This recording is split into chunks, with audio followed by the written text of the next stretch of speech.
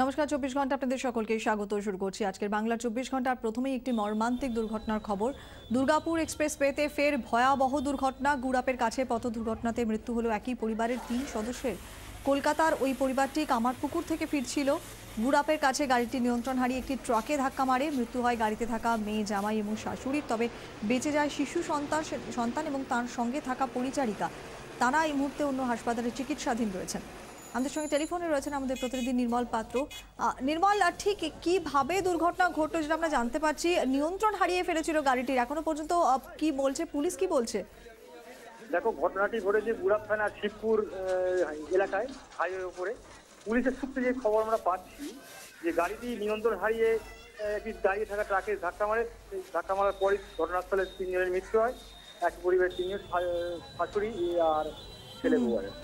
তো যেটা জানা যাচ্ছে যে হয়তো যে ড্রাইভ করছিল সে হয়তো ঘুমিয়ে পড়েছিল, সেই কারণে এই ঘটনা হয়তো ঘটতে পারে বলে প্রাথমিকভাবে পুলিশ অনুমান করছে।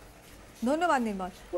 কথা বললাম আমাদের প্রতিনিধি নির্মল পাত্রর সঙ্গে। অন্যদিকে যে পরিচারিকা এবং শিশু সন্তান তারা এই মুহূর্তে গুরুতর আহত এবং তারা চিকিৎসাধীন হাসপাতালে। আমাদের প্রতিনিধি অরূপ লাহা আমাদের সঙ্গে রয়েছেন। অরূপ, কি শারীরিক অবস্থা কেমন এই শিশু এবং তার পরিচারিকার, কি জানা যাচ্ছে? দুর্ঘটনার পরে পুলিশ এবং স্থানীয় মানুষজন তাদেরকে উদ্ধার করে বর্ধমান মেডিকেল কলেজ হাসপাতালে পাঠায় এবং পাঠানোর পরে রাস্তাতে 3 জনের মৃত্যু হয়, অর্থাৎ বাবা, মা এবং দিদিমার মৃত্যু হয়। তারপরে শিশু সন্তান এবং বাড়ির পরিচারিকা তাকে বর্ধমান মেডিকেল কলেজ হাসপাতালে ভর্তি করা হয়। এরপরে পরিবারের লোকেরা যখন বর্ধমান হাসপাতালে আসে এবং তাদেরকে তৈরি করে রেফার করা হয় কলকাতায়, এবং এই মুহূর্তে তাদেরকে কলকাতা নিয়ে যাওয়া হয়েছে। এবং যেটুকু খবর পাওয়া যাচ্ছে যে তাদেরকে কলকাতার একটি নার্সিং হোমে ভর্তি করা হয়েছে।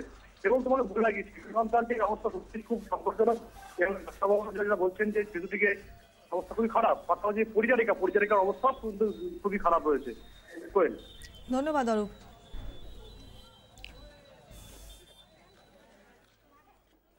আসি পরে খবরে। কচুরি খাওয়া নিয়ে বিবাদের জের, স্ত্রীকে খুন করে ঝুলিয়ে দেওয়ার অভিযোগ স্বামীর বিরুদ্ধে। হাওড়ার রামেশ্বর মালিয়া লেনের ঘটনা। বাড়ি থেকে উদ্ধার হয়েছে নিতু প্রসাদ নামে গৃহবধূর ঝুলন্ত দেহ।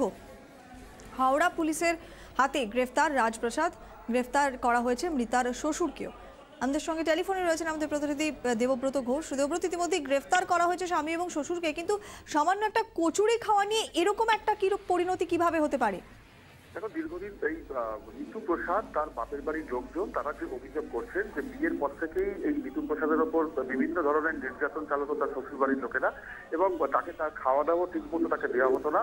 গতকাল সে কচুরি খেতে চেয়েছিল নিতু প্রসাদ, এমনটাই তার পরিবারের লোকের অভিযোগ করছেন, এবং সেই কচুরি খাওয়া নিয়ে কিন্তু শ্বশুর বাড়ির লোকজনের সাথে তার বিবাদ হয় এবং তাকে খুন করে ঝুলিয়ে দেওয়া হয়। তার ঝুলন্ত দেহ উদ্ধার করা হয়েছে। তার শ্বশুরবাড়ির লোকজন মনে করছেন যেটা পরিকল্পিত খুনের ঘটনা।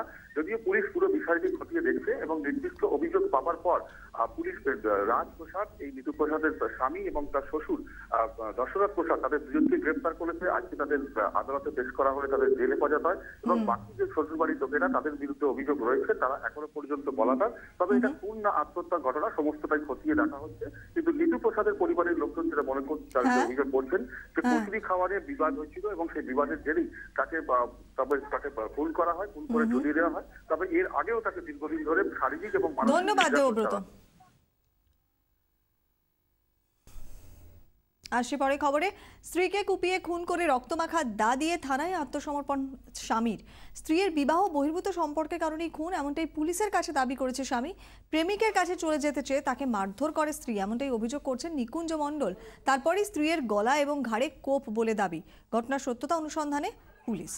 আমাদের সঙ্গে খবর পেলাম থানা থেকে যে এরকম অবস্থা হয়েছে। তারপরে আমরা থানাতে এলাম। থানা থেকে বললো যে হসপিটালে পোস্টমর্টমের জন্য নিয়ে যাওয়া হয়েছে।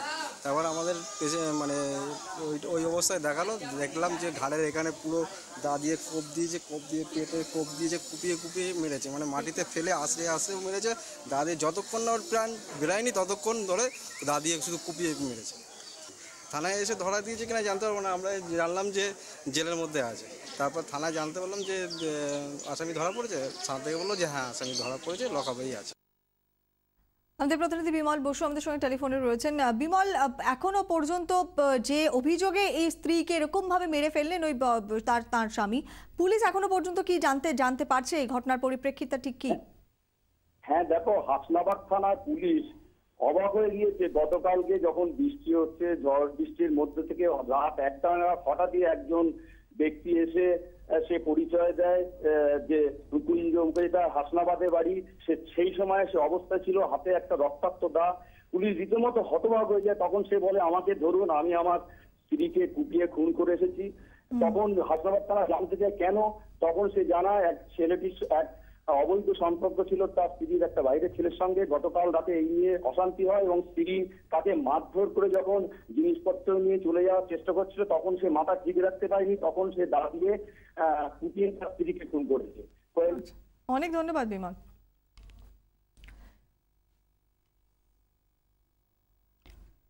এরপরে আবারও একটু চোখ রাখবো ভুয়ো ডাক্তারের খবরে, কারণ এবারে পূর্ব মেদিনীপুর থেকে এবারে পাওয়া গিয়েছে আরেক ভুয়ো ডাক্তারকে। জেলার ভগবানপুর থানা এলাকায় হাতে নাতে ধরা পড়েছে ভুয়ো ডাক্তার আর কে মণ্ডল। পুলিশি হস্তক্ষেপে উত্তেজিত জনতার হাত থেকে উদ্ধার হয়েছে অভিযুক্ত ওই ডাক্তার। আমাদের সঙ্গে টেলিফোনে রয়েছেন আমাদের প্রতিনিধি কিরণ মান্না। কিরণ, এখনো পর্যন্ত এই ভুয়ো ডাক্তারের ব্যাকগ্রাউন্ড সম্পর্কে কি জানা যাচ্ছে? এবং পুলিশ কাগজপত্র তার লাইসেন্স খতিয়ে দেখে যেটা জানতে পারা যাচ্ছে যে সম্পূর্ণ অবৈধ এবং চাল করে এই সমস্ত এই ডাক্তারি করছিল পর্যন্ত।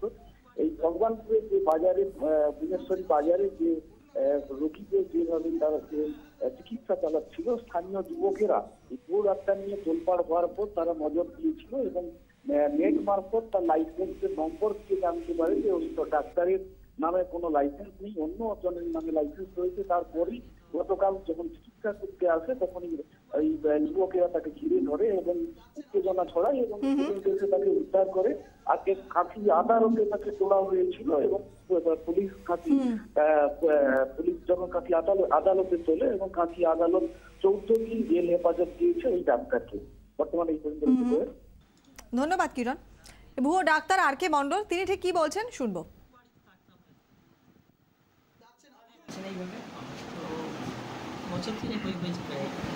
বছর তিনি ডাক্তারি করছেন, তার আগে কি করতেন? তার আগে কাজ করতাম। কি কাজ করতেন? তার আগে তো বাড়িতে থাকতাম। আসি দুর্গাপুরের খবরে। দুর্গাপুরে ডেঙ্গিতে আক্রান্ত হয়ে অন্তঃসত্ত্বার মৃত্যুর ঘটনা। বুদবুদের সুকান্তনগরের বাসিন্দা সরিতা দে বুধবার জ্বরে ভুগছিলেন। বর্ধমানে শিশুমঙ্গল হাসপাতালে তাকে ভর্তি করা হয়। এরপরে তার রক্ত পরীক্ষায় ডেঙ্গির জীবাণু সন্ধান মেলে। আমাদের সঙ্গে টেলিফোনে রয়েছেন আমাদের প্রতিনিধি চিত্তরঞ্জন দাস। চিত্ত, এখনো পর্যন্ত এই মহিলার পরিবারের তরফ থেকে কি বলা হচ্ছে? দেখো, মহিলার পরিবারের তরফ থেকে যেটা বলা হচ্ছে যে এখানে বেশ কয়েকদিন আগে জ্বরে অসুস্থ হয়ে পড়ে এবং তারপর তাকে বর্ধমান মেডিকেল কলেজে ভর্তি হয় এবং সেখানে তাকে প্রাথমিকভাবে ডেঙ্গু বলে চিহ্নিত করা হয় এবং তারপরে তাকে যখন খুবই অসুস্থ হয়ে পড়ে তাকে কলকাতায় মেডিকেল কলেজে নিয়ে যাওয়া হয় এবং সেখানে যাওয়ার পর তার কিডনি ফেলিওর হয়ে যায় এবং তারপরে সে মারা যায়। এবং পরিবারের পক্ষ থেকে যেটা বলা হচ্ছে যে এই ধরনের ঘটনা তারা প্রচন্ড আতঙ্কিত। সেক্ষেত্রে পরিবারের লোক ডাক্তারের সাথে কি ঠিক মতো কথা বলেছে? কারণ এখনো পর্যন্ত আমরা জেনারেলি যেটা দেখে থাকি বর্ষা হলেই ডেঙ্গি হয়, তার আগেই বর্ষা এখনো সেভাবে এসে পৌঁছনি, তার আগেই ডেঙ্গিতে মৃত্যুর ঘটনা ঘটছে বলে জানা যাচ্ছে। হ্যাঁ, তারা বলছে যেটা যে তারা যেটা বলেছে ডাক্তারবাবুর সঙ্গে কথা বলে যেটা বলেছে আমরা এখনো পর্যন্ত সেভাবে মানে ডেঙ্গি হয়েছে সেটা স্বীকার করতে চাইনি, কিন্তু যেটা ডেথ সার্টিফিকেটে আমরা দেখছি যে ডেঙ্গি বলে লেখা আছে এবং আতঙ্কিত হয়ে পড়েছে এলাকাবাসী এবং সেখানে যে জায়গায় হয়েছে সুকান্ত বলেছে সেখানে ডাক্তারবাবুরা ভিজিটও করবেন এবং সেখানে তারা পরিদর্শন করে দেখবেন যে কি ঘটনা হয়েছে এবং সেটা তদন্তও করবেন। ধন্যবাদ। হাওড়ার ডোমজোড়ে গৃহবধূকে বিষ খাইয়ে খুনের অভিযোগ। স্বামী, শাশুড়ি, ননদ, নন্দাইকে পুলিশ গ্রেফতার করেছে। ধৃতদের 14 দিনের জেলে ফেরতের নির্দেশ। 2012 সালে অমৃতা মণ্ডলের সঙ্গে বিয়ে হয়েছিল ভান্ডারদহ এলাকার যুবক বিশ্বজিৎ মণ্ডলের। অভিযোগ, বিয়ের পর থেকেই পণের জন্য অমৃতার ওপরে শারীরিক এবং মানসিক নির্যাতন চালাতো শ্বশুরবাড়ির লোকজন।